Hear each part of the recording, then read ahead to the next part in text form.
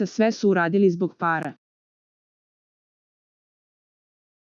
Najveća podrška Dejana Dragojevića razočarana zbog pomirenja s Dalilom. Nakon javnog pomirenja Dalile i Dejana Dragojevića jutros u izolaciji kada su se prvi put poljubili nakon njene javne prevare sa Filipom Carem i nakon razvoda braka, oglasila se Maja Nikolić.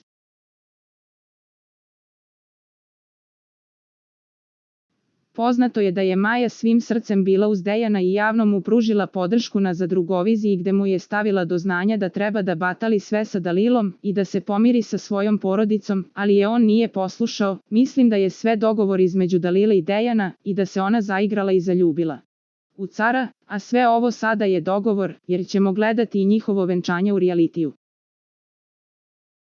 Sve su to uradili zbog para, sigurna sam, rekla je Maja, pa prokomentarisala Dejana. Dejan me je duboko razočarao jer preko onakvih bljuvotina ne može da se pređe. On je nažalost isto što i Dalila.